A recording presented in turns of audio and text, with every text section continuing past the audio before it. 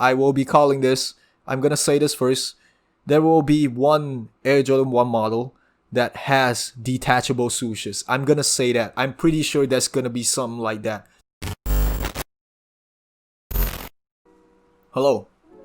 2021. New year, same trends. Currently, we are still riding the same sneaker trend, which is still the Air Jordan 1 trend and the Nike SB trend, which has been going on for like, I think 2 years already, since the end of 2018. And yeah, sneaker trends are actually quite normal. Some of the very good examples of sneaker trends is the debut of the Ultra Boost back in 2015. That has been one of the first trends that I think I have ever experienced that, you know, everybody is literally so hyped up about shoe. So yeah, people hyped over the Ultra Boost, at the same time NMDs and also the Yeezys. Yeah, Adidas was getting some very good recognition back then. After that, we have the 10, which is a collaboration between Virgil Abloh and Nike, which probably shook the whole streetwear scene, mixing between what is known as street fashion with also a little bit of high fashion. But other than that, I'd like to dive into this little part a little bit more specifically and look at it in another way. So instead of talking about trends where, you know, people hype about sneaker models, the trend of a certain sneaker model, I will be talking about the trend of sneaker designing. Now, Virgil Abloh released that collaboration,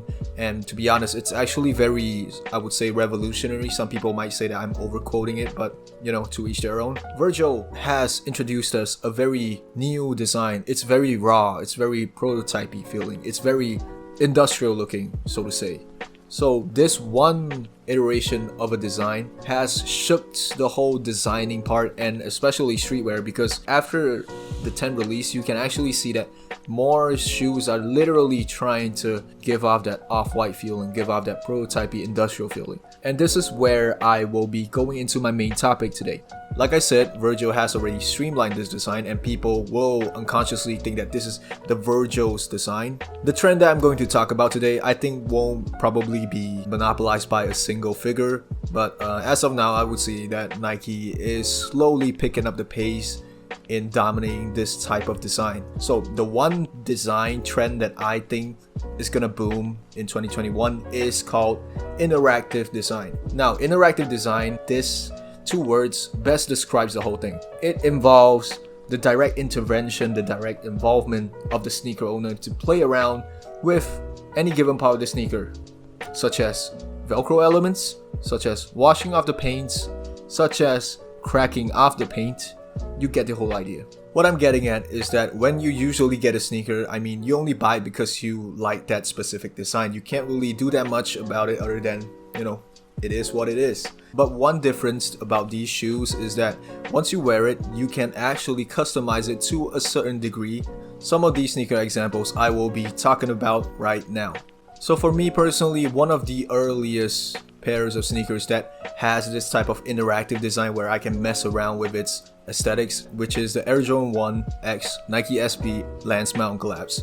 This collab involves an Air Jordan 1, both Royals and Breads, they are mismatched on purpose. When the receiver gets the shoe, you have the option of actually just keeping it as so, or maybe even scuffing it up, revealing the shoe underneath, which can either be a Royal or maybe even a Bread. Years later, specifically May 2019, Nike has decided to reuse this concept to release two sneakers. One is the LA to Chicago, which I have reviewed, links here or here, I don't know, and also the NYC to Paris Air Jordan 1s. This is just one example of what I would call interactive design. One more interesting example, which I will put it right here, is of course the Sean Wotherspoon 97 and 1s. The concept of this shoe was actually very interesting, in which it having a corduroy upper, and when you wear it, the longer you wear it, it frays and it starts to actually age. For me, I see this as a very intuitive way to promote people who have the shoe to actually wear it and actually scuff it, fray it, age it, so that it can finally, you know, look nicer. But one little thing that I've noticed in this shoe that made me feel like they need to do this more. They need to do this on more things than just this little thing, which is that one little removable patch on the Sean Wotherspoon Air Maxes. That patch reminded me of one shoe that I particularly love, even though I don't really like Air Maxes, which is the Nike Lab Air Max 1 patch. This is a shoe where once you have it, you will be greeted with patches in which you can customize your shoe to a certain degree. Like I said, interactive design. I personally like Sean Wotherspoon's concept of this, not only intentionally wanting you to fray and actually age your shoe, but also it gives you a very subtle degree of customizability. The release of the Sean Wotherspoon Air Max was around I think February or March 2018, and fast forwarding like maybe half a year later, they released the Travis Scott Air Force Ones, which they released a shoe that has detachable swooshes. This is the one thing that when I see, I was so hyped over. Not because of the color, not because that it's Travis Scott's shoe, but because you have detachable swooshes. This actually allows the consumer, the sneaker owner of that Travis Scott Air Force Ones to directly involve himself into the sneaker. Do you want a backward swoosh? Just do it. Do you want your swoosh to be misplaced? Just do it. But yeah, you get what I mean. Like I said, back then when I saw that, I was like, the trend is gonna change. The design trend of the whole thing is not just going to sway over to Virgil's place, but also in another way. In 2019, we are greeted with a sneaker, which is the Air Jordan 12 CNY. Now this sneaker features a black satin upper, and when you cut the black satin upper, it will reveal a very vibrant Chinese New Year vibe type of graphics underneath. Now this is a little bit reminiscent for me because I remember the Air Jordan 12 wings. It's the same model, but it's not the same concept. The Air Jordan 12 wings is a little bit more, leaning towards the removable paint thing, but nevertheless a very good concept. And this design, where you can actually cut the upper, revealing something underneath, has been materialized further by a collab, which is the Clot X Air Force One collab. This collab, which actually features an Air Force One which has every panel being covered up in soap, and when you don't cut it, you burn it, as seen in the ads. That ad, I still can't get over it. It's literally so cool. But yeah, anyways, once you burn it, you will be greeted with Chinese embroidery underneath that silk, which is a very crazy concept. And at the same time, around the announcement of this, we also have another one which we don't know until people actually got the shoe. I'm talking about the PMO's Paranoise 1.0. What is that? Why does that suddenly rhyme? But yeah, this is like the opposite spectrum of the Clot Air Force One, because for this particular Air Force One, I don't remember it being advertised as having a crackable upper to the point where you can reveal very colorful graffiti graphics underneath. And also a few more notable shoes which I have grouped up into one little place.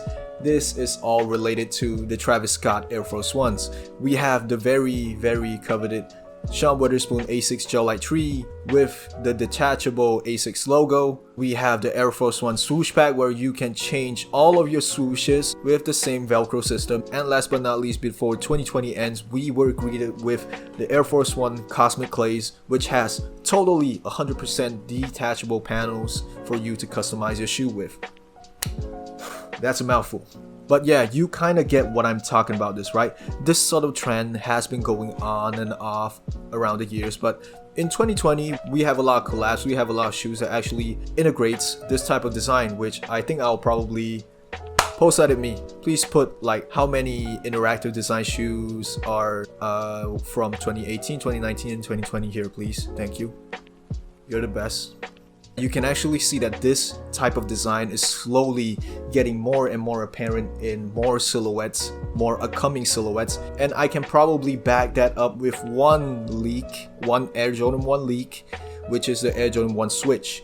Back in June 2020, if I have not mistaken, there has been a leak of a switchable Air Jordan 1 where it can be either a low top or even a high top. And I remember before the year ends, like official leaks, official announcements of this Air Jordan 1 dubbed the Air Jordan 1 Switch will be releasing somewhere around the end of the first quarter of this year. So yeah, Nike and possibly other brands are now trying to have a very new route to go other than, the whole Virgil industrial prototypey look. And I'm pretty sure in the coming years, this whole interactive design thing is going to stay, because this style concept will probably be very sellable. It will be very presentable to every consumer, saying that you can actually have a shoe that you can customize. You don't need to buy 2 pairs of models just to have 2 different colorways. But even though I say that, I actually have some doubts because, a business in the end is just to make money.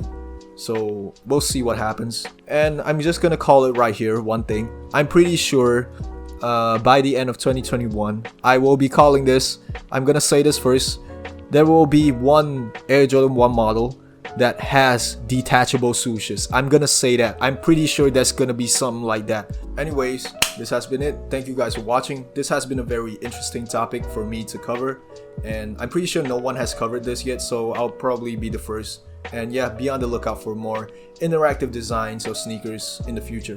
One more thing I forgot to say, just a random fact. The earliest sneaker that involves these type of interactive designs, from what I personally know, is one sneaker that is mentioned by wear testers, Nightwing.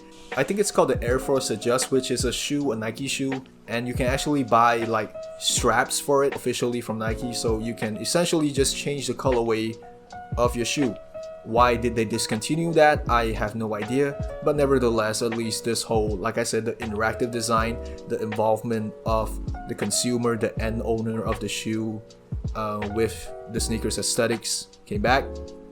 It's a win for me, it's a win for everybody. But anyways, this has been it. Thank you for watching, and I'm calling it out again, detachable swooshes in Air Jordan 1s in the future, in the near future. I'll see you guys in the next video.